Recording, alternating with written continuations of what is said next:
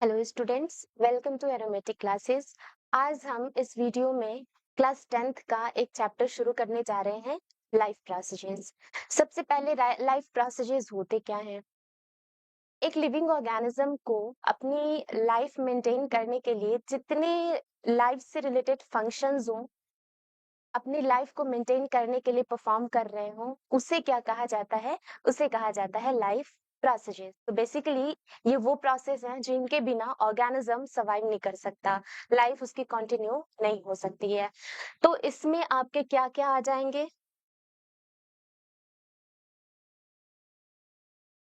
इसमें आपके आ जाते हैं growth, excretion, respiration, circulation etcetera. ये सारे के सारे प्रोसेसेस क्या है? लाइफ प्रोसेसेस हैं। सबसे पहले वो सारे प्रोसेस लाइक रेस्पिरेशन, डाइजेशन, ये क्या करते हैं? लिविंग ऑर्गेनिज्म को के लाइफ को मेंटेन करेंगे और साथ ही साथ बॉडी के मेंटेनेंस के लिए परफॉर्म की जाती है। इसे कहा जाता है लाइफ प्रोसेस। कौन कौन से लाइफ प्रोसेसेस हो जाएंगे? पहला ग्रोथ, दूसरा आपका डाइजेशन हो जाएगा, देन रेस्पिरेशन, सर्कुलेशन और एक्सक्रीशन। लेकिन हमारे इस चैप्टर में हम सिर्फ और सिर्फ 4 लाइफ प्रोसेसेस के बारे में पढ़ेंगे। पहला हो जाएगा डाइजेशन, दूसरा है रेस्पिरेशन, तीसरा है सर्कुलेशन और लास्ट एंड फोर्थ है एक्सक्रीशन। तो बेसिकली हमारे सिलेबस में सिर्फ 4 आप देख सकते हो लाइफ प्रोसेसेस पढ़ना है। शुरू करते हैं।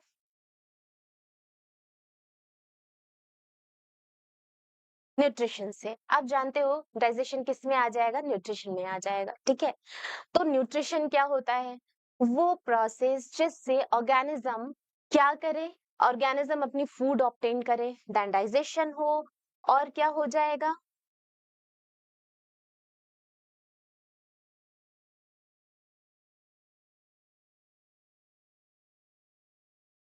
इसी प्रोसेस को क्या कहा जाएगा? न्यूट्रिशन कहा जाएगा, यानी the whole process by which organism obtain its food.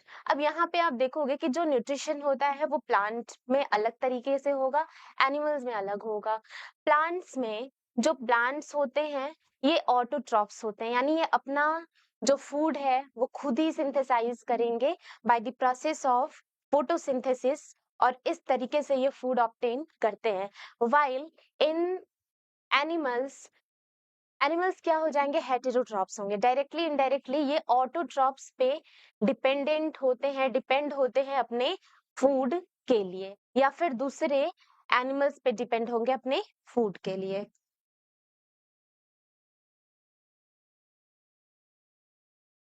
अब इसमें अगर हम मोड ऑफ न्यूट्रिशन की बात करें तो सबसे पहले 2 मोड ऑफ न्यूट्रिशन होते हैं। पहला होता है ऑटोट्रॉपिक, दूसरा होता है हेटेरोट्रॉपिक। ऑटोट्रॉपिक में वो सारे प्रोसेसेस आ जाएंगे जिसमें कि जो ऑटोट्रॉप्स हैं, जो ऑर्गेनिज्म है खुद अपना भोजन बना रहा है, खुद अपनी फूड की सिंथेसिस कर रहा है, यानी कि kind of nutrition in which inorganic materials का यूज किया जाएगा। ऑब्वियसली सराउंडिंग से हम कुछ ना कुछ चीजों का यूज करके ही अपनी फूड प्रिपेयर करेंगे by the process of photosynthesis. और ये क्या होता है? ऑटोट्रॉपिक मोड ऑफ न्यूट्रिशन कहा जाता है। एग्जाम्पल हो जाएगा ग्रीन प्लांट्स। इसके अलावा heterotrophic nutrition, mode of nutrition की बात करें तो इसमें क्या होता है? इसमें जो ऑर्गेनिजम्स हैं उनके अंदर एबिलिटी नहीं होती है कि अपना फूड खुद सिंथेसाइज कर सके, खुद बना सके, और इस वजह से ये हेटेरोट्रॉप पे क्या होते हैं? डिपेंड होते हैं डायरेक्टली इनडायरेक्टली। और इसमें एग्जांपल्स आ जाएंगे आपके एनिमल्स एंड फंजाई। सबसे पहले ऑटोट्रॉपिक मोड ऑफ न्यूट्रिशन से शुरू किया जाएगा। इसमें होता क्या है कि जो ऑर्गेनिज्म है वो क्या करेंगे? ऑटोट्रॉपिक न्यूट्रिशन कैरी आउट करते हैं, और इसे क्या कहा जाता है? इन ऑर्गेनिजम्स को कहा जाता है ऑटोट्रॉप्स। एग्जाम्पल आपके ग्रीन प्लांट्स हो जाएंगे। शुरुआत कैसे होती है? जो ऑटोट्रॉप्स है ये कुछ सिंपल इनऑर्गेनिक मटेरियल का यूज करके और कॉम्प्लेक्स हाई एनर्जी मॉलिक्यूल्स में बेसिकली कार्बोहाइड्रेट और कुछ बाय प्रोडक्ट में कन्वर्ट कर देते हैं, और इसी तरीके से इनकी प्रोसेस यहाँ पे फोटोसिंथेसिस की शुरू होती है। चलिए, अब फोटोसिंथेसिस की प्रोसेस क्या हो जाएगी?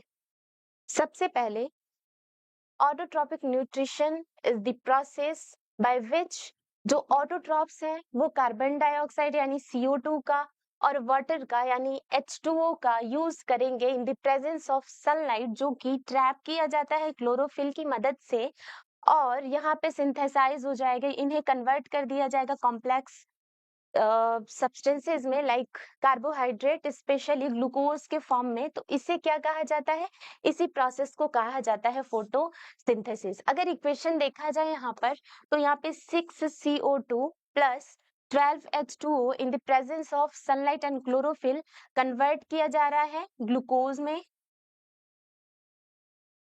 इसके अलावा ये आपका मेन प्रोडक्ट हो जाएगा, ग्लूकोज जो है मेन प्रोडक्ट हो जाएगा। वहीं जो ऑक्सीजन है और कुछ वाटर की भी फॉर्मेशन हो रही है यहाँ पे, यानी 6O2 प्लस 6H2O, ये आपके क्या हो जाएंगे, बाय प्रोडक्ट हो जाते हैं। तो यहाँ पे ये कंप्लीट प्रोसेस को फोटोसिंथेसिस कहा जाता है। अब अगर रॉ मटेरियल की बात करें कि कौन कौन सी रॉ मटेरियल चाहिए फोटोसिंथेसिस के लिए, तो ऑब्वियसली हमें पता है यहाँ पे सनलाइट चाहिए, जो कि क्लोरोफिल की मदद से ट्रैप किया जाता है। इसके अलावा क्लोरोफिल चाहिए जो सनलाइट को एब्जॉर्ब करेगा। इसके बाद CO2 आपका क्या हो जाएगा, CO2 जो है लीफ में आप जानते हो, लीफ के सरफेस पे आप देखोगे तो बहुत ही tiny pore like structure present होता है, जिसे हम क्या कहते हैं, जिसे कहा जाता है स्टोमेटा। और इसी स्टोमेटा के थ्रू जो गैसेस हैं लाइक CO2 एंटर करेगा फोटोसिंथेसिस में पार्टिसिपेट करने के लिए, और जो ये बाय प्रोडक्ट बन रहा है, इसमें जो ऑक्सीजन बन रहा है, इसे स्टोमेटा के थ्रू क्या होता है, रिलीज किया जाता है इन दी सराउंडिंग। तो ये जो एक्सचेंज हो रहा है, गैसेस एक्सचेंज हो रहा है, ये कैसे होता है, ये स्टोमेटा के थ्रू होता है जो लीफ के सरफेस पे प्रेजेंट है। तो एक तो हमारा ये बाय प्रोडक्ट चाहिए, एंड देन वाटर चाहिए। वाटर और वाटर में डिसॉल्व्ड मिनरल्स हैं लाइक नाइट्रोजन, फास्फोरस एक्सेट्रा, ये क्या करे जाते हैं, सॉइल से रूट की मदद से एब्जॉर्ब किए जाते हैं। तो इस तरीके से क्या होता है, यहाँ पे आप देख सकते हो 1 2 3 एंड 4, 4 यहाँ पे रॉ मटेरियल्स हमें चाहिए हमारे फोटोसिंथेसिस प्रोसेस के लिए। आगे बढ़ते हैं, साइट क्या होती है फोटोसिंथेसिस की, कहाँ फोटोसिंथेसिस परफॉर्म किया जाता है। तो आप जानते हो कि जहाँ भी ग्रीन कलर होगा वहां पे क्लोरोफिल प्रेजेंट होता है, जैसे कि कुछ प्लांट्स के स्टेम में भी प्रेजेंट होता है। इसके अलावा लीफ में प्रेजेंट होता है, तो लीफ में क्लोरोप्लास्ट कंटेनिंग क्लोरोफिल प्रेजेंट होता है, जो कि ग्रीन पिगमेंट प्रोवाइड करता है स्ट्रक्चर को जहां भी ये प्रेजेंट होगा, और यहीं पे क्या होता है, फोटोसिंथेसिस की प्रोसेस परफॉर्म की जाती है। अब अगर हम इवेंट्स की बात करें या स्टेप्स की बात करें कि किस तरीके से ये काम हो रहा है, हमने तो यहाँ पे इक्वेशन में देखा ना, लेकिन ये होता कैसे है। सबसे पहले जो क्लोरोफिल है ये वाटर को ट्रैप, सनलाइट को ट्रैप करी जाएगी इसके द्वारा। तो पहला आपका इवेंट क्या होता है, absorption of light energy by chlorophyll.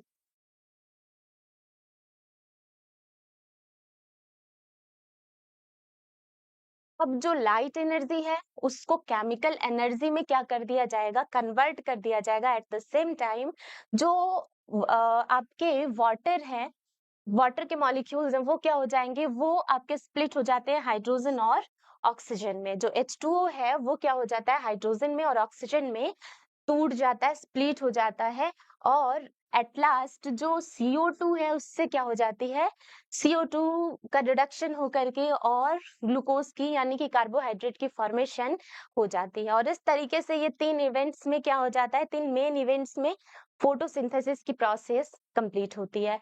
अभी मैंने बताया था स्टोमेटा क्या होता है, लीफ के सरफेस पे छोटे छोटे पोर लाइक स्ट्रक्चर पाए जाते हैं और उन्हें क्या कहा जाता है, स्टोमेटा कहा जाता है। फंक्शन क्या हो जाएगा, गैसियस एक्सचेंज, मैंने इसको बता दिया, डिस्कस किया था। इसके अलावा ट्रांसपीरेशन भी इनके थ्रू होता है, जो भी एक्सेस वाटर होगा उसे इसी टाइनी पोर्स की मदद से वाटर वेपर के फॉर्म में रिलीज किया जाएगा। डायग्राम देख सकते हो, ये आपका क्या है,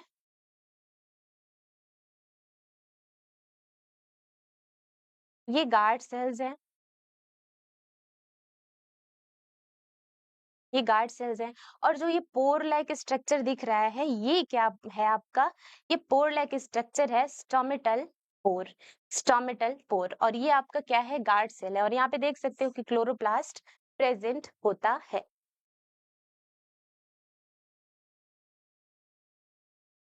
अब हम बात करेंगे, हमारा ऑटोट्रॉपिक न्यूट्रिशन कंप्लीट हो गया। अब हम शुरू करेंगे हेटेरोट्रॉपिक मोड ऑफ न्यूट्रिशन। तो इसमें अलग-अलग तरीके के मेथड्स जो होते हैं देखे जा सकते हैं। सबसे पहले होलोजोइक आप देख सकते हो, देन सैप्रोफिटिक और पैरासिटिक।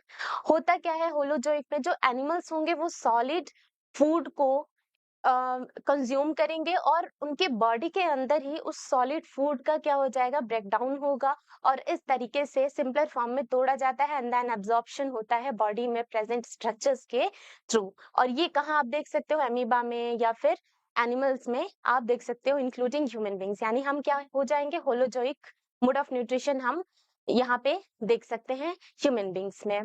सैप्रोफिटिक की बात करी जाए तो वो ऑर्गेनिजम्स जो डेड डिकेइंग ऑर्गेनिक मैटर पे फीडिंग करते हैं, उन्हें क्या कहा जाता है, उन्हें क्या कहा जाएगा, यहाँ पे सैप्रोफिटिक कहा जाएगा, सैप्रोफाइट्स कहा जाएगा। और मोड ऑफ न्यूट्रिशन क्या हो जाता है, सैप्रोफिटिक मोड ऑफ न्यूट्रिशन हो जाता है। एग्जाम्पल अगर देखा जाए तो फंजाई, फंजाई में आप ये सैप्रोफिटिक मोड ऑफ न्यूट्रिशन देख सकते हो। इसके अलावा लास्ट आता है पैरासिटिक। अब पैरासिटिक में मान लो कि यहाँ पे दो ऑर्गेनिज्म है, एक की बॉडी साइज बहुत बड़ी है, एक की बॉडी साइज बहुत छोटी है। जो बड़े साइज का है उसे हम बोलते हैं होस्ट और जो छोटा है उसे क्या बोलेंगे, पैरासाइट। तो होता क्या है कि जो ये पैरासाइट है, ये इस होस्ट के बॉडी के ऊपर या अंदर रह करके और न्यूट्रिशन डिराइव करेगा। तो इस मोड ऑफ न्यूट्रिशन को क्या कहा जाता है, पैरासिटिक मोड ऑफ न्यूट्रिशन। और जो ऑर्गेनिज्म जिसकी बॉडी पे रह करके फीडिंग कर रहा है वो पैरासाइट कहा जाएगा। और जिसकी बॉडी पे ये प्रोसेस हो रही है वो क्या हो जाएगा, होस्ट बॉडी कहा जाता है। एग्जाम्पल आप कैस्केटा प्लांट्स में प्लांट पैरासाइट्स इसमें होते हैं, देख सकते हो टिक्स या लीच होते हैं, इसमें भी आप ये पैरासिटिक मोड ऑफ न्यूट्रिशन देख सकते हो। अब बात करते हैं हम कि किस तरीके से ऑर्गेनिजम्स अपने फूड को ऑब्टेन करते हैं। तो इसमें बेसिकली हम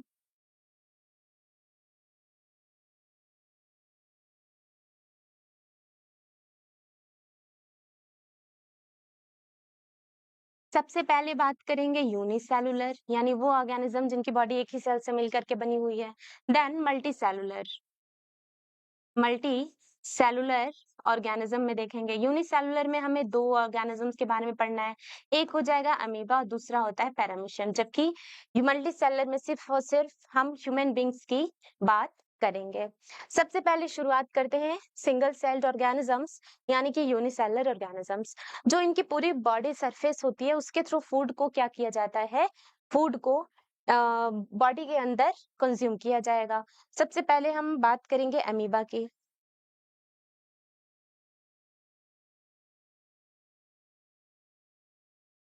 अमीबा की अगर बात करी जाए तो ये आपका अमीबा का यहाँ पे डायग्राम दिया हुआ है। जैसे ही इसके आसपास फूड पार्टिकल आएगा, वैसे ही क्या हो जाएगा, जो सेल मेम्ब्रेन है, प्लाज्मा मेम्ब्रेन है, वो इस तरीके से फिंगर लाइक प्रोजेक्शन, एक्सटेंशन बनाने लग जाएंगे, जिसे क्या कहा जाता है, सूडोपोडिया कहा जाता है, ताकि ये फूड को कैप्चर कर सके।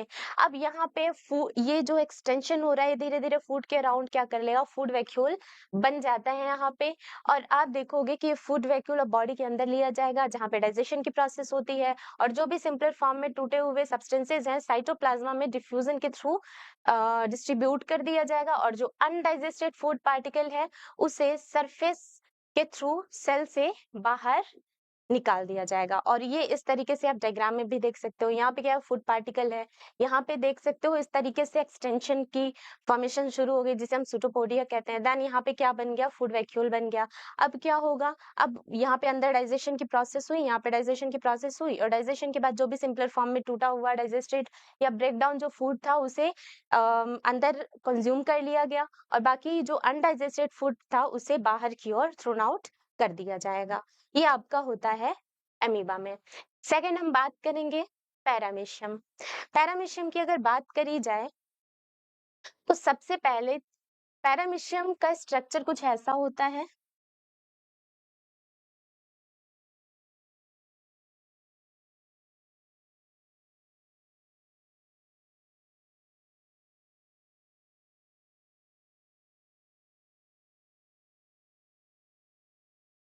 यहाँ पे इनके पूरे बॉडी सरफेस पे इस तरीके से क्या होंगे, small tiny hair like projection present होता है, जिसे क्या कहा जाएगा, सीलिया कहा जाएगा। और यहाँ पे ये एक स्पेसिफिक पॉइंट होता है, जिसे हम क्या कह सकते हैं, स्पेसिफिक पॉइंट ही आपके बुक में बताया गया है। और ये बेसिकली जो स्पेसिफिक पॉइंट है या स्पॉट है, ये क्या होता है, ओरल ग्रूव होता है, माउथ होता है। होता क्या है कि जो सीलिया है, जो पूरे बॉडी सरफेस पे प्रेजेंट है, ये मूवमेंट शो करने लगती हैं, और मूवमेंट की वजह से यहाँ पे जो भी फूड पार्टिकल होगा वाटर करंट के थ्रू आ करके और इसी स्पॉट में एंटर कर जाता है, और इसी तरीके से ये पैरामीशियम फूड कंज्यूम करते हैं। अब हम बात करेंगे न्यूट्रिशन के अलग अलग स्टेप्स या प्रोसेस। सबसे पहले क्या होता है, न्यूट्रिशन जो है इसमें इंजेशन आता है, यानी कि सबसे पहले फूड को कंज्यूम किया जाएगा।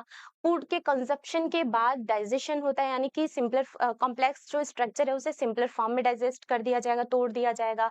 और जो भी यहाँ पे डाइजेस्टेड सिंपलर फॉर्म में आपके न्यूट्रिएंट्स प्रेजेंट हैं, उन्हें या डाइजेस्टेड फूड प्रेजेंट है, उनका क्या हो जाएगा, एब्जॉर्प्शन होता है। देन एब्जॉर्प्शन के बाद उन्हें जहां भी जरूरत होती है बेसिकली सेल्स में डिस्ट्रीब्यूट करने के बाद उन फूड का यूटिलाइजेशन होता है, और एट लास्ट जो वेस्ट प्रोडक्ट बचता है उसकी रिमूवल की जाती है, जिसे क्या कहा जाएगा, इजेशन कहा जाता है। तो सबसे पहले क्या आता है, सबसे पहले आता है ingestion, then digestion, then absorption, assimilation और इजेशन की प्रोसेस आती है।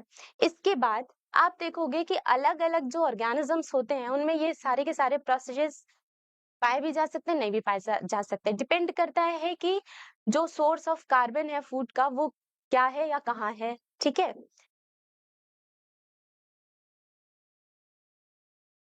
अब सबसे पहले हमने यूनिसेलुलर पैरामीशियम और अमीबा में न्यूट्रिशन कैसे होता है वो देख लिया। अब हम बात करेंगे ह्यूमन बींग्स में। ह्यूमन बींग्स में सबसे पहले इंजेशन की प्रोसेस होती है, यानी फूड कंज्यूम किया जाएगा माउथ कैविटी में, ठीक है। तो इस माउथ कैविटी में क्या हो जाएगा, टेथ,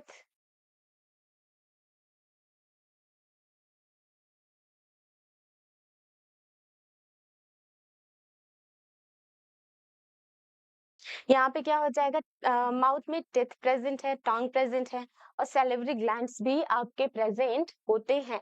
तो यहाँ पे क्या हो जाएगा, सबसे पहले माउथ में फूड को लिया जाएगा और टिथ की मदद से उसके उसे चू करा जाता है, ग्राइंड करा जाएगा। साथ ही साथ जो टंग है उसकी मदद से फूड की रोलिंग होगी, टेस्ट हम ले सकते हैं। और साथ ही साथ जो ग्राइंडेड फॉर्म में फूड प्रेजेंट है, अब उसे क्या किया जाएगा, निगलने की प्रोसेस होगी। किसकी मदद से होती है, टंग की मदद से होती है, यानी स्वेलोइंग या पुशिंग डाउन द फूड।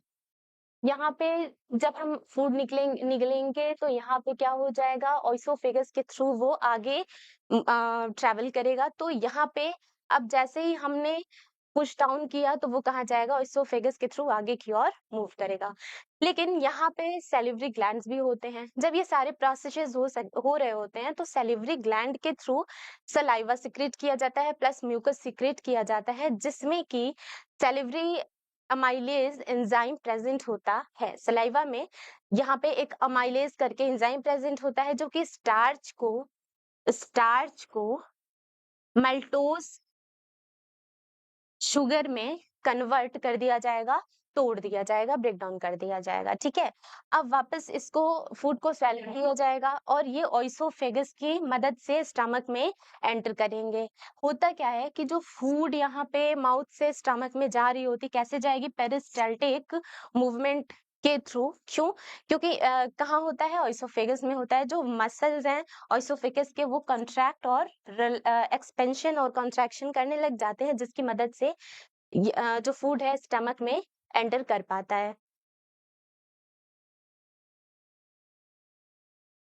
अब हम बात करेंगे, जैसे ही फूड स्टमक में आया, यहाँ पे इसके वॉल में क्या प्रेजेंट होता है, जो स्टमक है स्टमक के वॉल में गैस्ट्रिक ग्लैंड्स प्रेजेंट होते हैं, और ये gastric glands gastric juice secrete करेंगे। गैस्ट्रिक जूस क्या करेंगे, सिक्रीट करते हैं।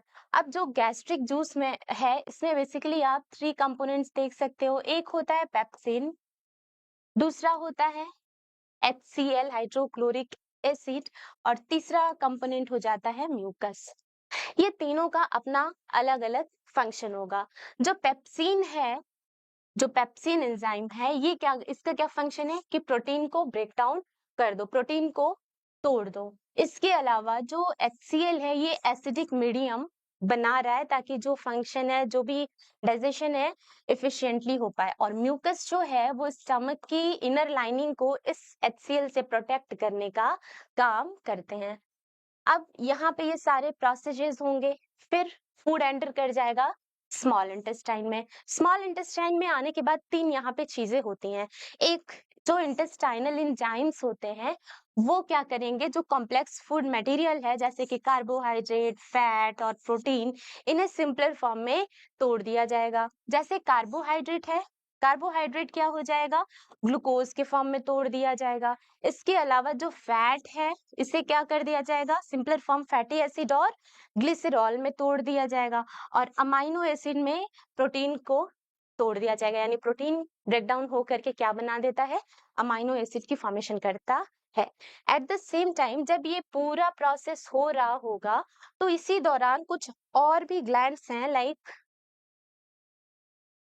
यहाँ पे आप देख सकते हो स्मॉल इंटेस्टाइन में ही ये फंक्शन हो रही है, तो जो ग्लैंड्स होंगे वो भी अपनी सिक्रेशन इसमें पॉर करते हैं। होता क्या है कि जब हमने देखा था कि सिंपलर फॉर्म में तोड़ा जा रहा था कार्बोहाइड्रेट को और बाकी जो फैट थे, प्रोटीन थे उनको, तो उस दौरान क्या होता है, जो लिवर होगा वो बाइल जूस सिक्रीट करता है, जिसमें कि बाइल, यहाँ पे जूस लिख लो, प्रेजेंट होता है, जिसमें क्या प्रेजेंट होता है, बाइल सॉल्ट। और ये बाइल सॉल्ट की मदद से जो लार्ज फैट के ग्लोब्यूल्स हैं वो क्या हो जाएंगे, यानी कि जो मास है, ठीक है, वो क्या हो जाएगा, इमल्सिफाई कर दिया जाएगा स्मॉल फैट के ग्लोब्यूल्स में। एक तो ये काम होता है। दूसरा, जो पैनक्रियाज है वो भी कुछ सिक्रेशन पार करते हैं जिसे कहते हैं पैनक्रियाटिक जूस। ये पैनक्रियाटिक जूस में 2 एंजाइम्स प्रेजेंट होंगे, A trypsin and B lipase. Trypsin जो है वो प्रोटीन को पेप्टोन्स में कन्वर्ट कर देंगे सिंपलर फॉर्म में, और जो लाइपेज है इसमें जो फैट प्रेजेंट है उसे लिपिड में तोड़ दिया जाएगा। तो ये क्या होता है, साइमल्टेनियसली उसी दौरान ये वाला काम भी हो रहा होता है। एट लास्ट जब ये डाइजेशन हो जाती है तब क्या किया जाएगा, इंटेस्टाइन में ही, स्मॉल इंटेस्टाइन में ही फिंगर लाइक प्रोजेक्शन प्रेजेंट होता है जिसकी मदद से एब्जॉर्प्शन का काम किया जाएगा। यानी कि जो फिंगर लाइक प्रोजेक्शन है उसे हम क्या कहते हैं, विलाई कहते हैं, जो कि स्मॉल इंटेस्टाइन में प्रेजेंट होता है। और ये जो सिंपलर फॉर्म में तोड़े गए न्यूट्रिएंट्स हैं या डाइजेस्टेड फूड मटेरियल है, इसे ये क्या कर लेंगे, एब्जॉर्प्शन कर लेंगे। याद रखना जो विलाई होता है इसमें कई सारे ब्लड वेसल्स भी प्रेजेंट होते हैं। तो एब्जॉर्प्शन के बाद क्या हो जाएगा, एब्जॉर्प्शन के बाद जो भी डाइजेस्टेड फूड मटेरियल है उसे ब्लड में डाल दिया जाएगा, और इस तरीके से अलग अलग बॉडी पार्ट्स में एज पर नीड जो भी डाइजेस्टेड फूड है उसे डिस्ट्रीब्यूट कर दिया जाएगा। तो इस तरीके से क्या होता है, इस तरीके से एब्जॉर्प्शन का फंक्शन होता है। मोस्ट ऑफ द आपने देखा कि जो डाइजेशन की प्रोसेस होती है ह्यूमन बीइंग के डाइजेस्टिव सिस्टम में, वो कहाँ पे होती है, वो होती है स्मॉल इंटेस्टाइन में। जो मेजॉरिटी ऑफ द डाइजेशन हो रहा है स्मॉल इंटेस्टाइन में ही परफॉर्म किया जाता है, ठीक है।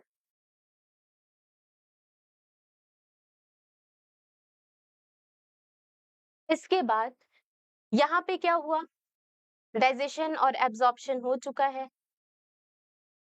देन बारी आती है, जो भी एक्सेस वाटर होगा, जो भी आपका बचा हुआ मटेरियल है उसे भेज दिया जाएगा लार्ज इंटेस्टाइन में। लार्ज इंटेस्टाइन में जाने के बाद जो भी एक्सेस वाटर वहां पे प्रेजेंट है उसे एब्जॉर्ब कर लिया जाएगा, और जो रेस्ट ऑफ द मटेरियल है अब वो क्या है, वेस्ट प्रोडक्ट है हमारी बॉडी के लिए, और उन्हें एनएस के थ्रू बॉडी से बाहर निकाल दिया जाएगा। और इस तरीके से क्या होती है, डाइजेशन की प्रोसेस होती है हमारी बॉडी में। आप देख सकते हो this is the diagram of human digestive system. इसमें सबसे पहले माउथ, माउथ में क्या होगा, टंग और टीथ की मदद से सैलिवरी ग्लैंड से क्या हो जाएगा, जो ग्लैंड्स हैं वो सलाइवा सिक्रीट करते हैं जिसमें कि अमाइलेज प्रेजेंट होता है, और उसके थ्रू डाइजेशन होगी। देन फूड को स्वेलो किया जाएगा किसके थ्रू, ऑइसोफेगस के थ्रू, ठीक है। एंड देन ये क्या हो जाएगा, आपका जो फूड है वो स्टमक में जाएगा। स्टमक में जाने के बाद आप ये देख सकते हो यहाँ पे क्या है, यहाँ पे लीवर प्रेजेंट होता है। लीवर में एम्बेडेड फॉर्म में क्या प्रेजेंट होता है, गॉल ब्लैडर प्रेजेंट होता है। ठीक है, ये आपका स्टमक है, ये देख सकते हो इस तरीके से स्टमक प्रेजेंट है।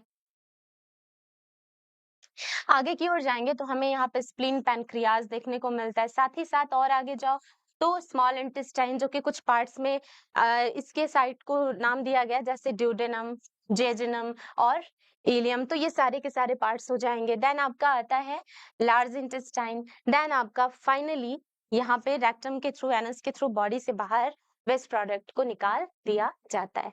ठीक है? और यहीं पे आपका ये क्या हो जाएगा, अपेंडिक्स भी प्रेज़ेंट होता है। ठीक है, तो ये क्या होता है, ह्यूमन डाइजेस्टिव सिस्टम का डायग्राम। इस तरीके से हमने देखा कि किस तरीके से न्यूट्रिशन क्या होता है, कितने इसके मोड ऑफ न्यूट्रिशन होते हैं, उसमें कौन-कौन से टाइप्स होते हैं, इसके बारे में हमने पढ़ा। फिर हम मल्टी सेलुलर और यूनिसेलुलर ऑर्गेनिज्म में अलग-अलग तरीके से जो फूड ऑब्टेन की जाती है उसके बारे में हमने देखा। जैसे मल्टी सेलुलर में क्या किसके बारे में हमने पढ़ा, ह्यूमन बींग्स के बारे में, यूनिसेलुलर में अमीबा और पैरामीशियम के बारे में हमने पढ़ा। अब हम बात करेंगे रेस्पिरेशन की। रेस्पिरेशन की अगर बात करी जाए तो ये बेसिकली 2 इवेंट से बन के मिलके बना हुआ होता है। पहला क्या हो जाएगा? पहला इसमें आ जाएगा आपका गैसियस एक्सचेंज, यानी कि इनहेल और एक्सहेल हो रहा है, जिसकी मदद से यहाँ पे क्या आ रहा है, जिसे हम कलेक्टिवली क्या कह रहे हैं, ब्रीदिंग कह रहे हैं। तो ब्रीदिंग की मदद से क्या होता है, ऑक्सीजन बॉडी में एंटर करेगा एटमॉस्फेयर से, और CO2 को बॉडी से बाहर एटमॉस्फेयर में रिलीज कर दिया जाता है। किसे? कार्बन डाइऑक्साइड को। इसके अलावा जो ये इनटेक हुआ था ऑक्सीजन का, उसकी मदद से क्या होता है, सेलुलर रेस्पिरेशन होता है। होता क्या है सेलुलर रेस्पिरेशन? तो जो सिंपलर फूड मटेरियल है वो क्या कर दिया जाएगा, फर्दर ब्रेकडाउन होगा, सेल्स के अंदर होता है, और इस वजह से इस ब्रेकडाउन को, जो कि सेल के अंदर हो रहा है, जिस दौरान एनर्जी रिलीज करी जा रही है in the form of ATP, adenosine triphosphate, इस प्रोसेस को क्या कहा जाता है, रेस्पिरेशन। कौन सा रेस्पिरेशन? सेल में हो रहा है तो इसलिए सेलुलर रेस्पिरेशन। अब अगर हम पाथवे देखें तो सबसे पहले ग्लूकोज एंटर करा सेल में। ठीक है, सेल में एंटर करने के बाद, चूंकि आप जानते हो ग्लूकोज क्या होता है, C6H12O6, यानी कि 6 कार्बन शुगर होता है। ये क्या करेगा, ये साइटोप्लाज्मा में आने के बाद ब्रेक हो जाता है, ब्रेक डाउन हो जाएगा। 3 कार्बन कंपाउंड में क्या कहेंगे, उसे पायरुविक एसिड कहेंगे, और प्लस यहाँ पे कुछ एनर्जी, अमाउंट ऑफ एनर्जी भी रिलीज हो सकती है। अब आगे की ओर हम देखेंगे 3 तरीके से यहाँ पे क्या हो रहा है, प्रोसेस हो रहा है डाइजेशन, रेस्पिरेशन का। सबसे पहले ये वो ऑर्गेनिजम्स हैं, जो पहला आप एरो देख रहे हो, ये वो ऑर्गेनिजम्स हैं जिसमें कि ऑक्सीजन पाया ही नहीं जाता, यानी कि ऑक्सीजन के एब्सेंस में क्या हो रहा है, रेस्पिरेशन की प्रोसेस हो रही है। दूसरे ये क्या है, ये वो ऑर्गेनिजम्स हैं जिसके बॉडी में ऑक्सीजन की प्रेजेंस है, और प्रोसेस कहाँ होती है, माइटोकॉन्ड्रिया में होती है। तीसरा, ये आप देख सकते हो वो ऑर्गेनिज्म है जिनकी बॉडी में ऑक्सीजन की प्रेजेंस तो है, लेकिन एट दैट टाइम जब प्रोसेस हो रही थी तो ऑक्सीजन जो थी उसकी कमी हो गई, डेफिशिएंसी हो गई, लैक ऑफ ऑक्सीजन के प्रेजेंस में ये प्रोसेस हो रहा है, स्पेशली ये मसल्स में होता है। तो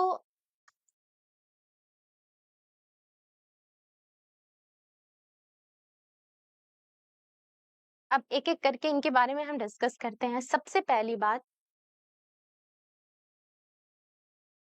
हम देखेंगे कि ये पायरुविक एसिड जो है, ये क्या हो जाएगा, ये उन ऑर्गेनिजम्स के बारे में बात करें जिसमें क्या क्या होता है, एब्सेंस होती है ऑक्सीजन की।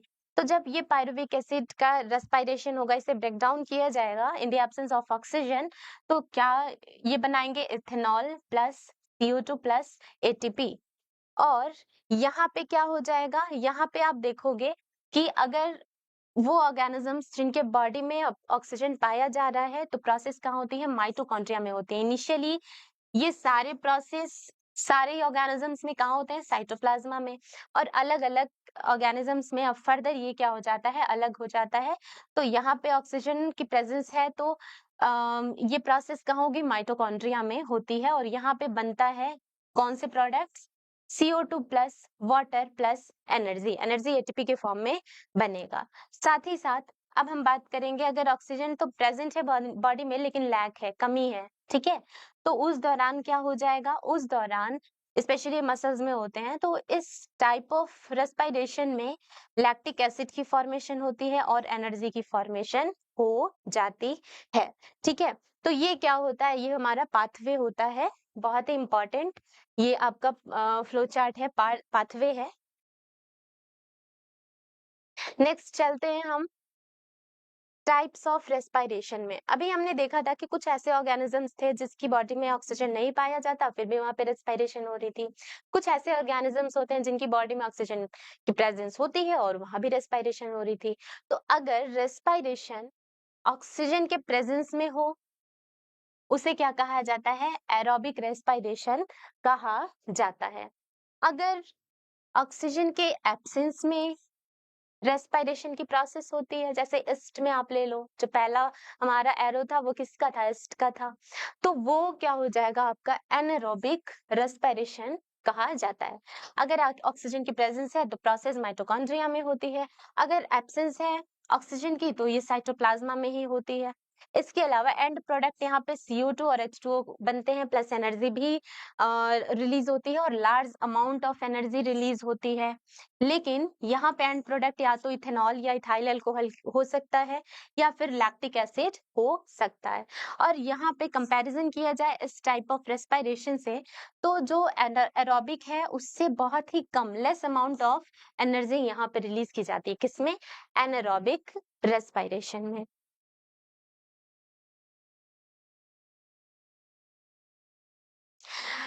अब अगर पाथवे की बात करी जाए कि किस तरीके से ये सारी प्रोसेसेस होती हैं, तो क्या हो जाएगा? सबसे पहले जो पैसेज ऑफ एयर है,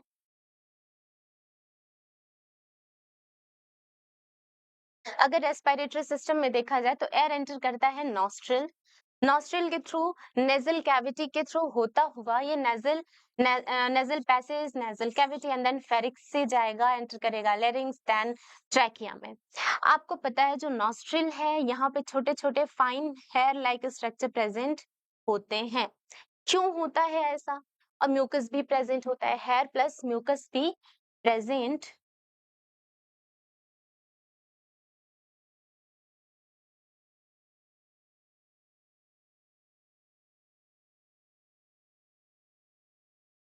ठीक है?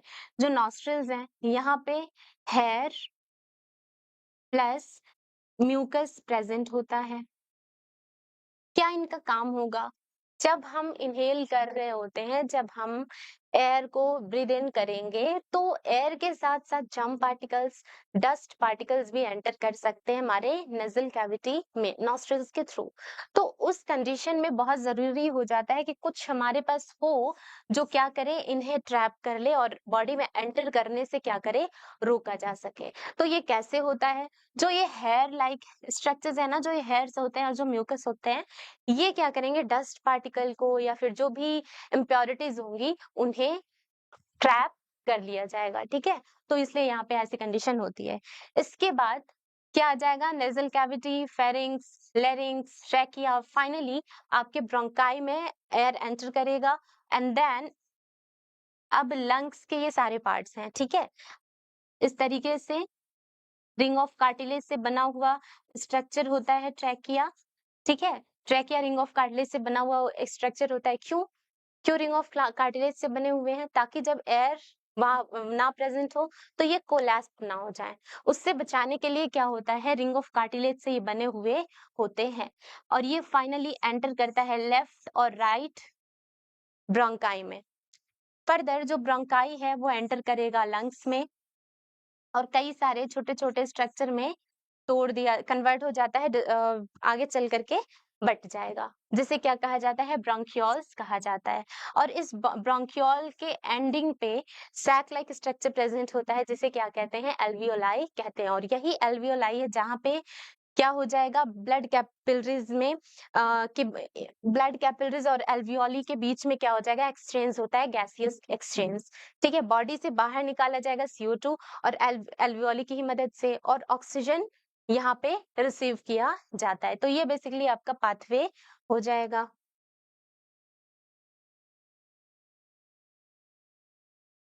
अब हम बात करेंगे मैकेनिज्म ऑफ ब्रीथिंग। अगर ब्रीदिंग के मैकेनिज्म को देखा जाए तो यहाँ पे इनहेलेशन और एक्सहेलेशन आ जाते हैं। सबसे पहले हम बात करेंगे इनहेलेशन की। इनहेलेशन में क्या होता है, जब हम एयर इनहेल कर रहे होते हैं तो जो हमारी कैविटी होती है, चेस्ट कैविटी या जिसे थोरेसिस कैविटी कहते हैं, ये एक्सपेंड हो जाएगी। एक्सपेंड हो जाएगा क्या? Chest cavity. आप ये अभी करके भी देख सकते हो। जब हम एयर को इनहेल करेंगे तो चेस्ट कैविटी एक्सपेंड हुई, ठीक है, जिसे थोरेसिस कैविटी भी कहते हैं। और जो रिब्स होते हैं वो अपलिफ्ट हो जाते हैं।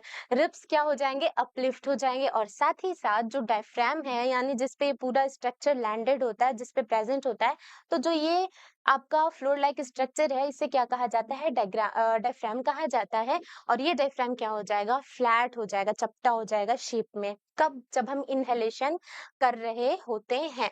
और यहाँ पे क्या हो जाएगा? इन सारे प्रोसेस की वजह से जो स्ट्रक्चरल चेंजेस हो रहे हैं, इसकी वजह से जो लंग्स है, इसकी वॉल्यूम इंक्रीज हो जाती है और एयर क्या होता है? एंटर करता है लंग्स में। तो ये आपका क्या होता है? इनहेलेशन होता है। डायग्राम में देख सकते हो आप।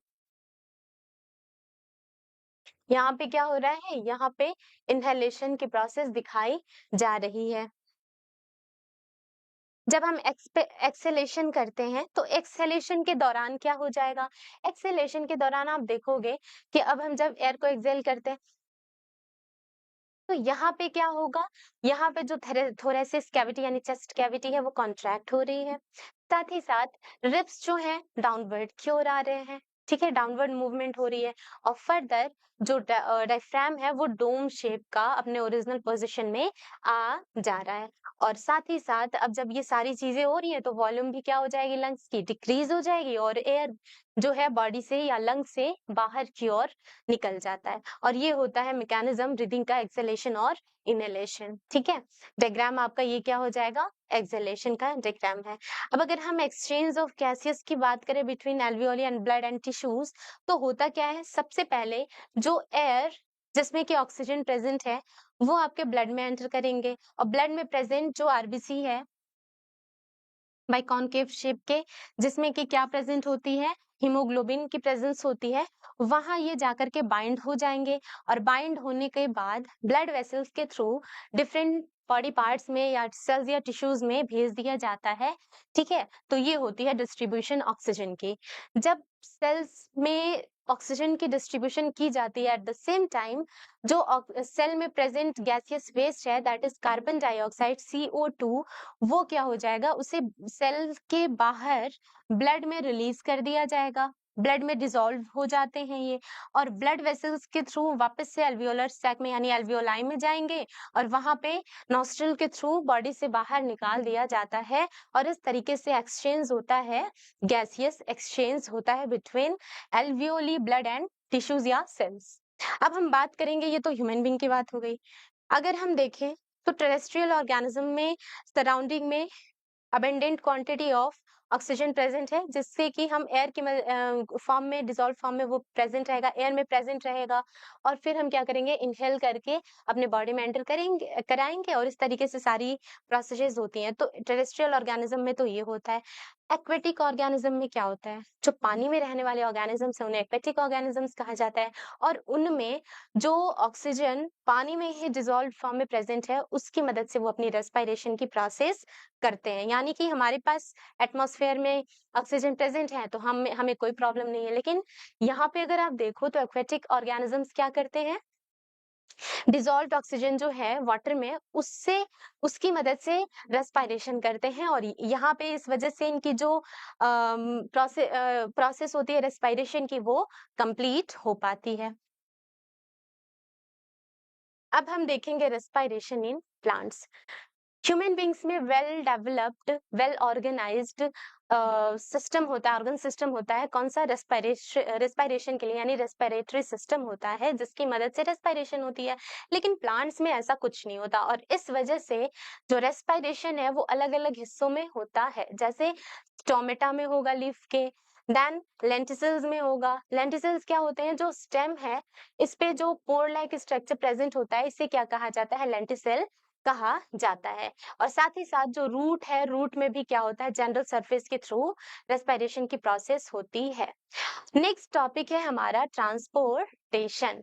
ट्रांसपोर्टेशन की अगर हम बात करें तो ट्रांसपोर्टेशन क्या हो सकता है, किन किन चीजों का हो सकता है, एक जगह से बाकी हर जगह बॉडी में पूरे सेल्स और टिश्यू में डिस्ट्रीब्यूट कराना, चाहे वो न्यूट्रिएंट हो चाहे गैसेस हो, उसे क्या कहा जाता है, उसी प्रोसेस को ट्रांसपोर्टेशन कहा जाता है, जो कि एक वेल डिफाइंड वेल ऑर्गेनाइज्ड जो स्ट्रक्चर होता है जिसे हम सर्कुलेटरी सिस्टम कहते हैं, उसकी मदद से परफॉर्म किया जाता है। तो इसमें बेसिकली आपके pumping organ that is heart आ जाएगा, देन आर्टरीज एंड वेन्स आ जाएंगे जिसके थ्रू ये प्रोसेस हो रही है, जिस कलेक्टिवली इसे हम ब्लड वेसल्स कह सकते हैं, और ब्लड एंड लिम्फ आ जाते हैं। तो ये आपके क्या है, सर्कुलेटरी मीडियम कहे जाते हैं।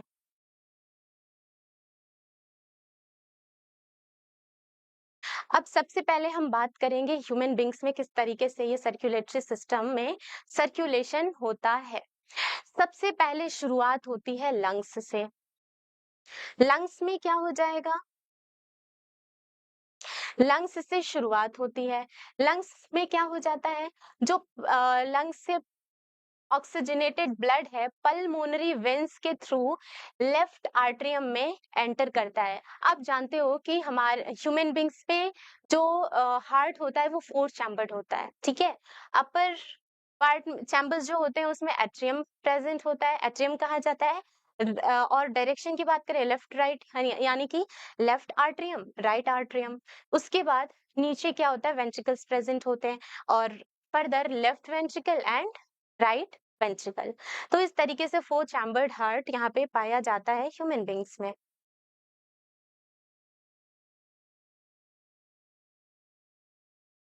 सबसे पहले लंग्स से जो ऑक्सीजनेटेड ब्लड है पल्मोनरी वेन के थ्रू लेफ्ट आर्टरियम में एंटर करा, लेफ्ट एंड आर्टरियम में आने के बाद वापस से इसकी पॉरिंग हो जाती है लेफ्ट वेंट्रिकल में, और फाइनली मेन आर्टरी यानी आयोटा के through oxygenated blood body parts में, बॉडी ऑर्गन्स में, यानी डिफरेंट सेल्स एंड टिश्यूज में क्या कर दिया जाएगा, भेज दिया जाएगा।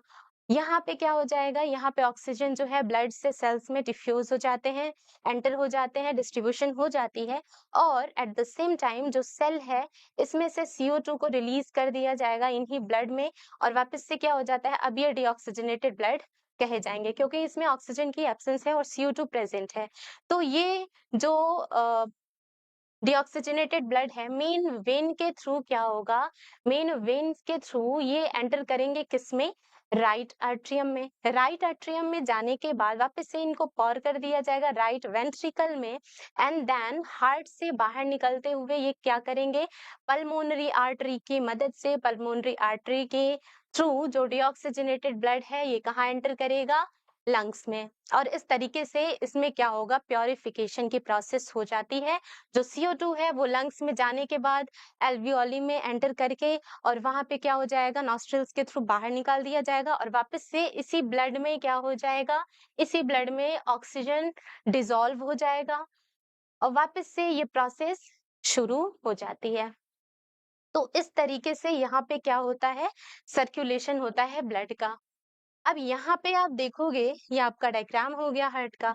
यहाँ पे आप देखोगे कि एक ही साइकिल में 2 बार जो ब्लड है वो ट्रेवल कर रहे हैं हार्ट के थ्रू।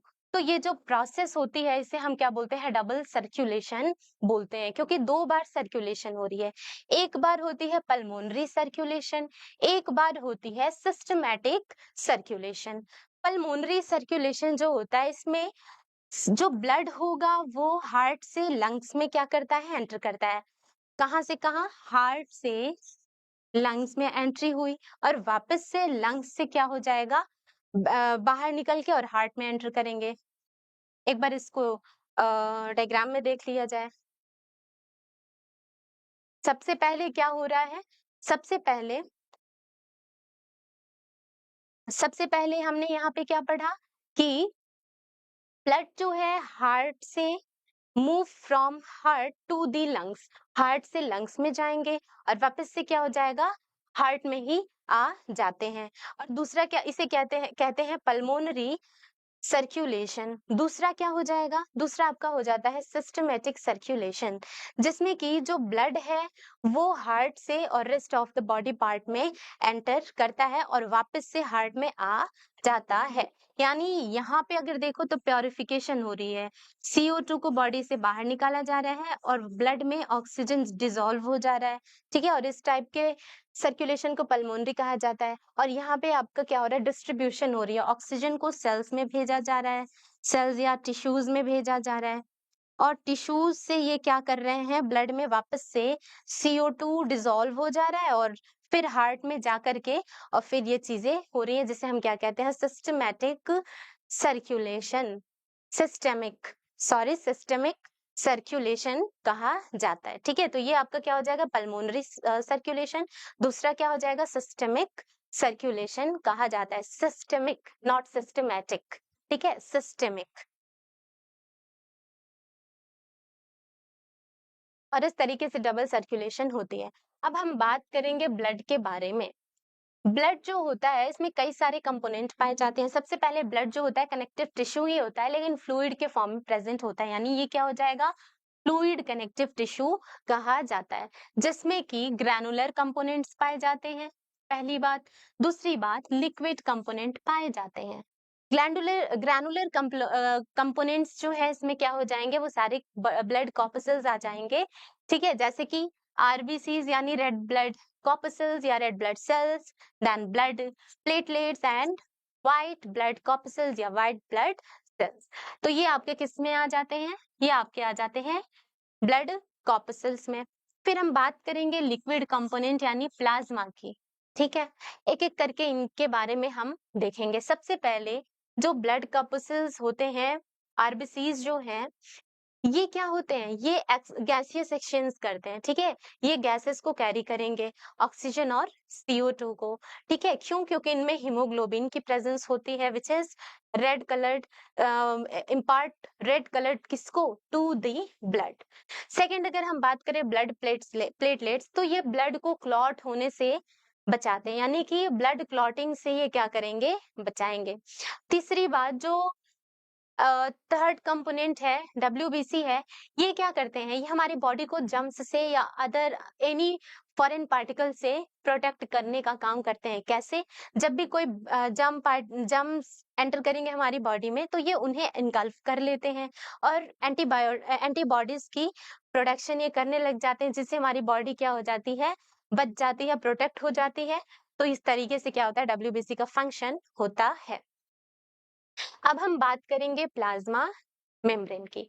प्लाज्मा मेम्ब्रेन की अगर बात की जाए, तो यहाँ पे ये क्या होते हैं? येलो कलर्ड फ्लूइड होते हैं, जिसमें कि 90% क्या हो जाएगा? वाटर होता है और 10% ऑर्गेनिक सब्सटेंसेस प्रेजेंट होते हैं, like plasma protein, that is यहाँ पे क्या हो जाएगा? एल्ब्यूमिन और ग्लोब्यूलिन। इसके अलावा कुछ इनऑर्गेनिक मिनरल्स के आयन भी प्रेजेंट होते हैं। एक और आपका यहाँ पे पार्ट आता है लिम्फ। लिम्फ क्या होता है? जब ब्लड ब्लड वेसल्स में ट्रैवल कर रहे होते हैं, मूव कर रहे होते हैं, उसी दौरान कुछ जो ब्लड है वो क्या हो जाएगा? लीक आउट हो जाएगा, और जो भी स्पेसेस होंगे, टिश्यूज या इंटरसेलुलर स्पेसेस होंगे, वहां पे वो जाकर के कलेक्ट हो जाते हैं और उन्हें ही क्या कहा जाता है? लिम्फ कहा जाता है। यानी कि ये येलोइश फ्लूइड होते हैं that scapes from blood capillaries. कहाँ पे जाके ये कलेक्ट होंगे? इंटरसेलुलर स्पेसेस में। और इसके अलावा अगर हम ब्लड से कंपैरिजन करें, तो इसमें less amount of protein present होता है। ऐसा नहीं होता इंटरसेलुलर स्पेस में जाने के बाद वहीं कलेक्ट रहेंगे, वहीं प्रेजेंट रहेंगे। कुछ टाइम बाद क्या होता है? ये लिम्फ भी क्या करेंगे? फ्लो करना शुरू करते हैं, हार्ट तक जाएंगे और एक तरीके से ये ट्रांसपोर्टेशन भी कर रहे हैं और डिस्ट्रॉय कर रहे हैं जर्म्स को। और इस तरीके से ये लिम्फ यहाँ पे प्रेजेंट होता है। अब हम बात करेंगे ब्लड वेसल्स की। ब्लड वेसल्स अभी हमने पढ़ा था आर्टरीज और वेन्स। अगर हम इनके डिफरेंस की बात करें, तो आर्टरीज क्या करते हैं? आर्टरीज का ये फंक्शन होता है कि जो ऑक्सीजनेटेड ब्लड है वो हार्ट से और ब्लड बॉडी के डिफरेंट पार्ट्स तक कैरी करने का काम करे, except one, pulmonary artery. Pulmonary artery ये काम नहीं करता। तो यहाँ पे क्या हो रहा है, यहाँ पे एक जगह से और बाकी दूसरे अलग-अलग साइड्स में या पार्ट्स में या ऑर्गन्स में बॉडी के भेजा जा रहा है, डिस्ट्रीब्यूशन का काम हो रहा है और इस वजह से आर्टरीज को डिस्ट्रीब्यूटिंग वेसल्स भी कहते हैं। अब चूंकि इन्हें हार्ट से और अलग-अलग बॉडी पार्ट्स में ब्लड को पंप करके ले आना है, इन्हीं वेसल्स की मदद से पंपिंग होगी ना हार्ट से और अदर बॉडी पार्ट्स में। तो यहाँ पे इनकी जो वॉल होती है वो थिक होती है ताकि ब्लड से बनने वाले जो प्रेशर हो उससे ये क्या कर सके, फेस कर सके, हैंडल कर सके और इस वजह से इलास्टिसिटी भी इनमें प्रेजेंट होती है। ये इलास्टिक होते हैं, इनकी वॉल क्या होती है, थिक होती है और ये डीप सीटेड होते हैं, यानी कि हमारी बॉडी में डीप इनसाइड ये प्रेजेंट होते हैं, लोकेटेड होते हैं। फिर बात करेंगे वेन्स की। वेन्स की अगर बात करी जाए तो ये डीऑक्सीजनेटेड ब्लड को कैरी करते हैं, यानी कि डीऑक्सीजनेटेड ब्लड जो अदर बॉडी पार्ट्स है, डिफरेंट बॉडी पार्ट्स हैं, वहां से लेकर के और हार्ट में क्या कर दिया जाएगा, हार्ट में कैरी किया जाएगा। Accept pulmonary vein, pulmonary vein ये काम नहीं करता। तो यहाँ पे क्या हो रहा है, अलग अलग बॉडी पार्ट से क्या किया जा रहा है, कलेक्शन का काम हो रहा है। ठीक है, कहाँ पे कलेक्शन हो रहा है, हार्ट में हो रहा है। ये बॉडी पार्ट्स हो गए या बॉडी ऑर्गन्स हो गए। तो जो ये कलेक्शन का काम हो रहा है, इस वजह से इसे क्या कहते हैं, कलेक्टिंग वेसल्स कहा जाता है। तो इन पे कुछ खास प्रेशर नहीं पड़ता ब्लड की वजह से और इस वजह से जो इनकी वॉल होती है थिन होती है और इलास्टिसिटी यानी ये लेस इलास्टिक होंगे। साथ ही साथ ये क्या होते हैं, ये स्किन के सरफेस के आसपास ही प्रेजेंट होते हैं और इस वजह से इन्हें क्या कहा जाता है, superficial as compare to arteries, superficially इनकी प्रेजेंस होती है। ठीक है, चलिए अब हम बात करेंगे किस तरीके से प्लांट्स में ट्रांसपोर्टेशन होती है।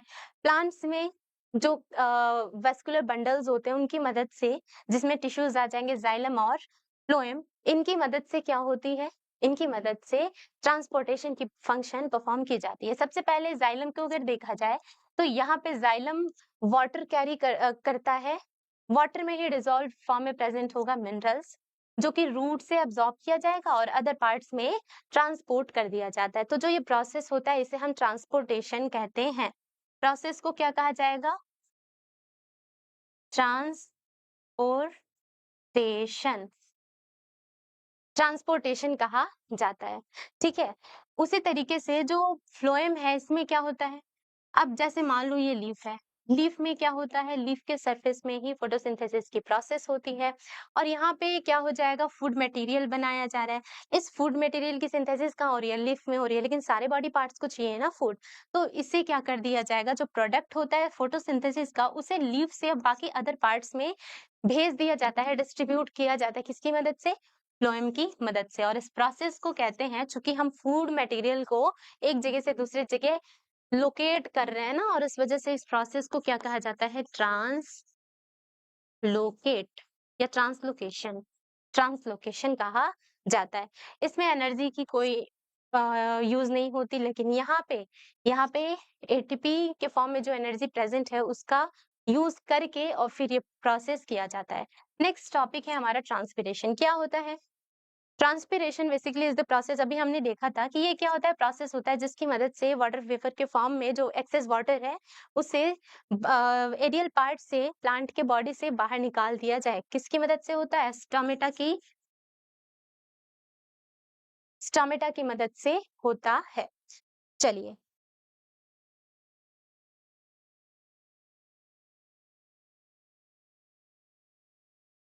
अच्छा फंक्शन क्या होता है, क्यों होती है ट्रांसपिरेशन, ताकि एक तो पहली बात कि जो टेम्परेचर है रेगुलेशन है उसको मेंटेन किया जाए। ठीक है, प्लांट में टेम्परेचर को रेगुलेट करने के लिए होता है। साथ ही साथ जो एब्जॉर्प्शन होगा और अपवर्ड मूवमेंट होती है वाटर की और डिजॉल्व फॉर्म में वाटर में ही क्या प्रेजेंट है, मिनरल की, वो पॉसिबल हो पाती है। क्यों, क्योंकि यहाँ पे ट्रांसपिरेशन की वजह से एक पुल क्रिएट होता है जिसे हम कहते हैं ट्रांसपिरेशन पुल, और इसकी मदद से क्या होता है, एब्जॉर्प्शन होती है और वाटर को मूव किया जा सकता है अपवर्ड।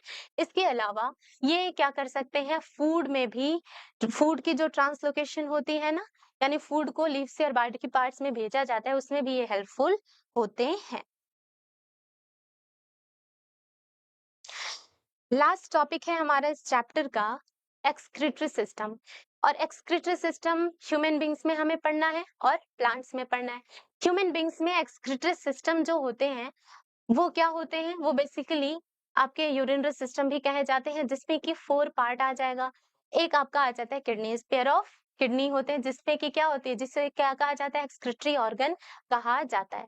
फिर आता है यूरेटर, पेयर ऑफ यूरेटर्स, यानी कि ये डक्ट होते हैं जो कि यूरिन को इसी यूरेटर के थ्रू आगे की ओर भेजा जाएगा। कहाँ भेजा जाएगा? यूरिनरी ब्लैडर में, जो कि सिंगल ही प्रेजेंट होती है बॉडी में। इसे क्या कहेंगे? यूरिनरी रिजर्वायर, क्योंकि टेम्पोरेरीली क्या हो जाएगा, जो यूरिन है उसे इसमें कलेक्ट करके रखा जाता है। इसके अलावा लास्ट आता है यूरेथ्रा, यानी चैनल जिसकी मदद से यूरिन को बाहर की ओर पास किया जाता है। अब अगर डायग्राम में आप देखो तो दिस इज किडनीज, यहाँ पेयर ऑफ किडनी प्रेजेंट है, लेफ्ट और राइट किडनीज।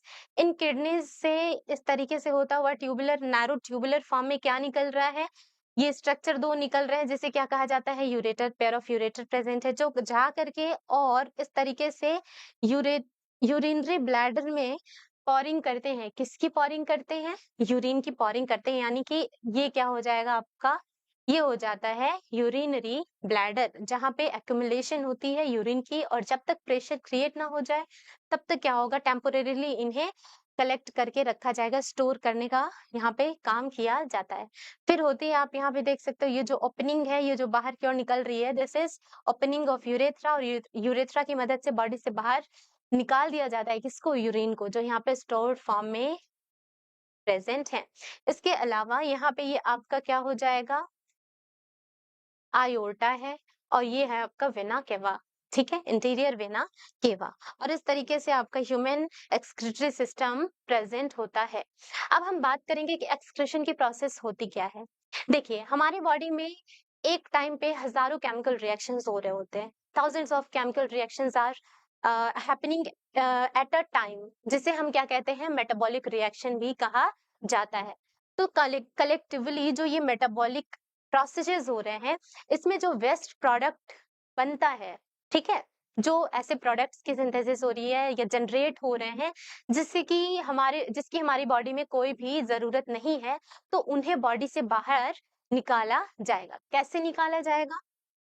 इसी प्रोसेस की मदद से, यानी एक्सक्रीशन की मदद से बॉडी से बाहर निकाला जाता है। यानी कि ये क्या हो जाते हैं, the metabolic activities in the body generates different types of waste products including nitrogenous waste which are harmful, हमारी बॉडी के लिए हार्मफुल है भाई, ठीक है, which are harmful for the body and hence needed to be removed. तो excretion क्या हो जाएगा, ये प्रोसेस होता है जिससे कि जिसकी मदद से वेस्ट प्रोडक्ट हमारी बॉडी से बाहर निकाला जाता है, ठीक है। अब ये जो वेस्ट प्रोडक्ट होता है, ये अलग अलग फॉर्म में हो सकते हैं, जैसे कि नाइट्रोजनस पेस्ट हो सकता है, यानी यूरिया, यूरिक एसिड, यूरिन हो सकता है।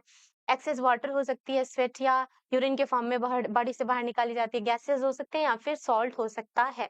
अगर हम बात करें, ये तो हमारी बात हो गई। अगर हम बात करें यूनिसेलुलर ऑर्गेनिज्म की, तो हमारे पास तो वेल डिफाइंड एक्सक्रीटरी सिस्टम है, लेकिन यूनिसेलुलर जिसकी बॉडी एक ही सेल से बनी हुई है, उनके लिए बड़ा आसान है ये प्रोसेस करना। क्या करते हैं, सिंपली जो यूनिसेलुलर ऑर्गेनिजम्स होंगे, वो इन वेस्ट प्रोडक्ट को सिंपल डिफ्यूजन से बॉडी से बाहर वेस्ट प्रोडक्ट को निकाल देंगे। तो ये होता है यूनिसेलुलर में। ह्यूमन एक्सक्रीटरी सिस्टम की बात करें तो ये क्या करता है, एक्सक्रीशन की मदद से वाटर की equilibrium, pH equilibrium, ionic equilibrium blood में मेंटेन करी जा सकती है, और साथ ही साथ ऑस्मोटिक इक्विलिब्रियम भी मेंटेन करी जाती है। इसके अलावा जो भी वेस्ट प्रोडक्ट है, उसे बॉडी से बाहर निकाला जाता है, और साथ ही साथ कुछ और भी पॉइजनस सब्सटेंस लाइक ड्रग्स या टॉक्सिन्स होते हैं, वो बॉडी से बाहर निकाले जाते हैं। और लास्ट आपका यहाँ पे पॉइंट आ जाएगा कि जो ब्लड प्रेशर होता है, वो फ्लूइड बैलेंस को बॉडी में मेंटेन करके, और क्या हो जाएगा, मेंटेन करके, और ब्लड प्रेशर को रेगुलेट किया जाता है। फॉर्मेशन कैसे होती है यूरिन की हमारी बॉडी में? सबसे पहले जो किडनीज होती हैं, इनमें क्या होता है, कई सारे फिल्ट्रेशन यूनिट्स होते हैं, और जो एक सिंगल यूनिट होगा उसे हम क्या कहते हैं, नेफ्रॉन कहते हैं। इसी नेफ्रॉन की मदद से ये सारी प्रोसेस होंगी। होता क्या है, जो नेफ्रॉन है ये cluster of thin walled capillaries से बना हुआ होता है, जिसे क्या कहा जाएगा, ग्लोमेरुलस कहा जाता है। और ये ग्लोमेरुलस जो है ये कप लाइक स्ट्रक्चर में इस तरीके से प्रेजेंट होता है।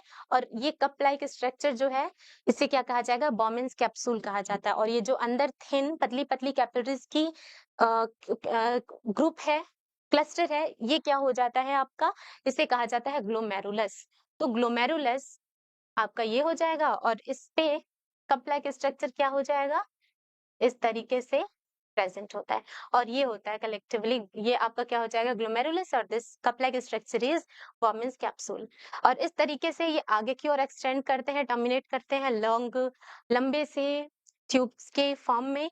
और फिर आगे की ओर आप देखोगे कि जो ये आपका स्ट्रक्चर हो जाता है, ठीक है। रीनल आर्टरी की मदद से ऑक्सीजनेटेड ब्लड किडनी तक आती है, जिसमें कि नाइट्रोजनस वेस्ट प्रोडक्ट है प्रेजेंट होता है, लाइक यूरिया, यूरिक एसिड और भी कई सारे वेस्ट प्रोडक्ट्स या अदर सब्सटेंसेस प्रेजेंट होते हैं। सबसे पहले जो ये स्ट्रक्चर है ना ग्लोमेरुलस का, इसमें क्या हो जाता है, इसकी मदद से नेफ्रॉन में एंट्री मिलती है इन स्ट्रक्चर्स को, वेस्ट प्रोडक्ट्स को। होता क्या है, यहाँ पे स्मॉल पोर लाइक स्ट्रक्चर होता है, जिसकी मदद से क्या होगा, ये एंटर कर पाते हैं नेफ्रॉन में। सबसे पहले ब्लड क्या हो जाएगा, फिल्टर होता है ग्लोमेरुलस में। और ये जो फिल्ट्रेट है वो ट्यूबुलर पार्ट में जाता है नेफ्रॉन के, जहाँ की रीअब्जॉर्प्शन होती है।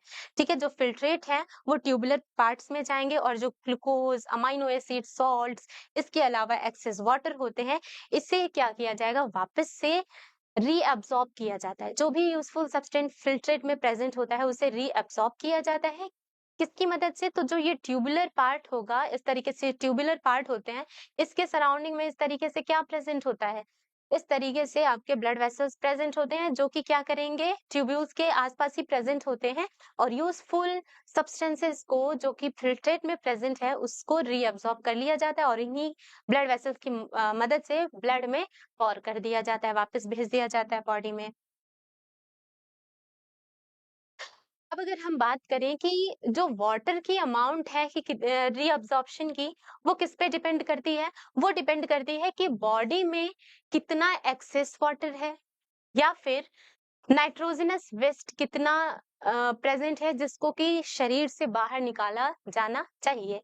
ठीक है, तो ये दो पॉइंट्स पे डिपेंड करता है कि how much excess of water is there in the body. Second point, how much nitrogenous waste need to be excreted out of the body. ठीक है, अब जो ये फ्लूइड है ये फ्लो करेगा ट्यूबुलर पार्ट्स में, जो फ्लो कर रहा है, जिसमें यूजफुल सब्सटेंसेस को निकाल दिया गया, रीअब्सॉर्ब कर दिया गया। तो जो सिर्फ फ्लूइड प्रेजेंट है, इसी फ्लूइड को बोलते हैं यूरिन। ठीक है, और ये यूरिन जो है कलेक्टिंग डक्ट की मदद से क्या हो जाएगा, यूरेटर के थ्रू होता हुआ यूरिनरी ब्लैडर में पास कर दिया जाता है। ठीक है, तो जो दीज कलेक्टिंग डक्ट्स टुगेदर क्या करेंगे, किडनी से बाहर निकलते हैं, और एक कॉमन पॉइंट होता है यूरेटर, इसकी मदद से यूरिनरी ब्लैडर में आपके एंटर कर जाते हैं। और यूरिनरी ब्लैडर में जब तक कि प्रेशर क्रिएट ना हो जाए, ठीक है, जब तक प्रेशर नहीं क्रिएट हो जाता जिसकी वजह से एक्सपेंड होने लग जाए वॉल, तब तक क्या हो जाएगी, तब तक इसे स्टोर किया जाएगा। जैसे ही प्रेशर क्रिएट होगा, अर्ज होगी यूरिन पास करने की, वैसे ही क्या हो जाएगा, यूरिथ्रा की मदद से इसे पास कर दिया जाता है। तो इस तरीके से जो ये ब्लैडर होता है आपका मस्कुलर स्ट्रक्चर होता है, और इसमें ये किसके कंट्रोल में होता है, नर्वस कंट्रोल में होता है। ठीक है, नर्वस कंट्रोल में होता है। साथ ही साथ अगर हम फिल्ट्रेट की बात करें तो पर डे यानी डेली 180 लीटर्स ऑफ फिल्ट्रेट यहाँ पे बनाए जाते हैं हमारे बॉडी में, जिसमें से सिर्फ 2 लीटर ही एक्सक्रीट आउट किए जाते हैं। बाकी के जो किसके फॉर्म में एक्सक्रीट आउट किए जाएंगे, यूरिन के फॉर्म में। बाकी के जो रेस्ट ऑफ द फिल्ट्रेट्स होते हैं उन्हें रीअब्सॉर्ब किया जाता है हमारी बॉडी के अंदर वापस से। ठीक है,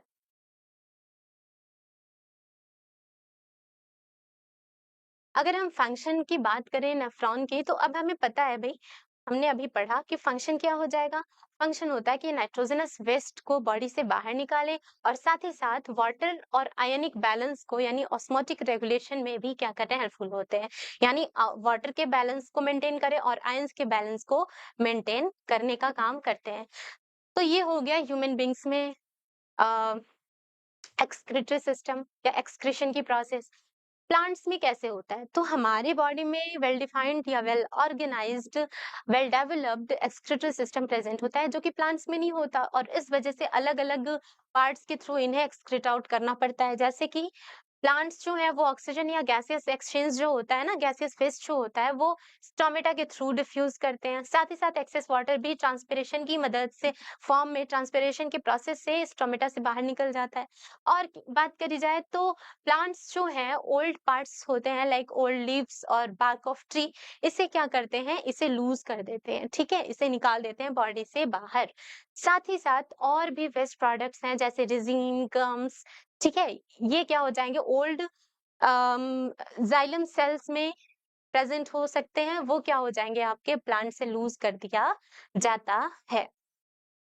और साथ ही साथ कुछ वेस्ट प्रोडक्ट जो हैं वो सॉइल में, जहाँ ये प्रेजेंट है उस सॉइल में रिलीज कर सकते हैं। तो इस तरीके से प्लांट में एक्सक्रीशन की प्रोसेस होती है। ये आपका डायग्राम है नेफ्रॉन का, ठीक है, स्ट्रक्चर है नेफ्रॉन का। यहाँ पे आप देख सकते हो क्लस्टर ऑफ थिन कैपिलरीज हैं, जिसे हम क्या कहते हैं, जिसे कहा जाता है ग्लोमेरुलस, जो कि कप लाइक स्ट्रक्चर में इस तरीके से प्रेजेंट है। तो ये क्या हो जाती हैं आपकी, ये हो जाती है बोमेन्स कैप्सूल, कप को कहा जाता है। और देख सकते हो ये ट्यूबुलर क्या हो जाएगा, स्ट्रक्चर हो जाएगा, जो आगे की ओर कलेक्टिंग डक्ट में ओपन होता है। और ये कलेक्टिंग डक्ट आगे की ओर जाएगा, बॉडी से किडनी से बाहर निकलेगा यूरेटर के फॉर्म में, ट्यूबुलर बिल्कुल पतला सा ट्यूब के फॉर्म में, ठीक है, जैसे यूरेटर कहते हैं, पेट फॉर्म में ये प्रेजेंट होते हैं, ठीक है। इसके अराउंड, ये जो ट्यूबुलर पार्ट है, इसके अराउंड आप क्या देखते हो कि कई सारे ब्लड वेसल्स प्रेजेंट है, और यही ब्लड वेसल्स क्या करते हैं, रीअब्जॉर्प्शन का काम करते हैं। अगर आपसे पूछा जाए कि कहाँ रीअब्जॉर्प्शन होता है, आप क्या बताओगे, जो ट्यूब्युलर पार्ट है वहां पे रीअब्जॉर्प्शन होता है। तो इसको जरा हम आगे की ओर देखते हैं। स्ट्रक्चर ऑफ नेफ्रॉन, अगर नेफ्रॉन को देखा जाए तो सबसे पहले क्या हो रहा था, सबसे पहले यूरिन फॉर्मेशन में 3 स्टेप्स होते हैं। पहला ग्लोमेरुलर फिल्ट्रेशन, दूसरा ट्यूबुलर रीअब्जॉर्प्शन, और लास्ट या थर्ड जो होता है सिक्रीशन। सबसे पहले हम बात करेंगे ग्लोमेरुलर फिल्ट्रेशन की। इसमें नाइट्रोजनस वेस्ट जो होते हैं, या ग्लूकोज वाटर, ग्लूकोज हो जाएगा, वाटर हो जाएगा, अमाइनो एसिड्स जो होते हैं, इन्हें ब्लड से फिल्टर करा जाएगा बोमेन्स कैप्सूल में, और वापस इन्हें भेज दिया जाता है आगे की ओर ट्यूबुलर फॉर्म में। ट्यूब्यूल्स में जाने के बाद ये क्या करेंगे, जो भी यूजफुल सब्सटेंसेस होता है फिल्ट्रेट से उसे एब्जॉर्ब किया जाता है, रीअब्जॉर्ब किया जाता है कैपिलरीज की मदद से, और फिर ये आगे की ओर भेज दिए जाते हैं। अब सिर्फ लिक्विड बचा है, जिसे क्या कहा जाता है, यूरिन कहा जाता है। और वो यूरिन जो है, थर्ड स्टेप आता है सिक्रेशन में। तो जो यूरिया एक्स्ट्रा वाटर सॉल्ट है, इसे सिक्रीट किया जाता है ट्यूब्यूल्स में, और ये कलेक्ट हो जाते हैं कलेक्टिंग डक्ट की मदद से, और फाइनली कलेक्टिंग डक्ट की मदद से होते हुए यूरेटर में जाएंगे, और इनको स्टोर कर लिया जाता है यूरिनरी ब्लैडर में टेम्पोरेरीली। जैसे ही प्रेशर क्रिएट होगी, फिर उसे पास आउट कर दिया जाएगा यूरेथ्रा की मदद से। तो ये आपका क्या होगा, स्ट्रक्चर ऑफ नेफ्रॉन होता है। लास्ट एक छोटा सा आपका टॉपिक है आर्टिफिशियल किडनी। आर्टिफिशियल किडनी क्या होता है, वो पेशेंट्स जिसमें किडनी फेल्योर हो चुकी है, उनमें क्या किया जाता है, ये प्रोसेसेस जो हैं, जो प्योरिफिकेशन की प्रोसेस है ब्लड की, वो आर्टिफिशियल किडनी की मदद से परफॉर्म की जाती है। तो उसे हम क्या बोलेंगे, आर्टिफिशियल किडनी। और ये प्रोसेस क्या है, हीमोडायलिसिस की प्रोसेस होती है। तो हमारा ये चैप्टर कंप्लीट हो गया। मिलते हैं नेक्स्ट वीडियो में नए चैप्टर के साथ। Thank you.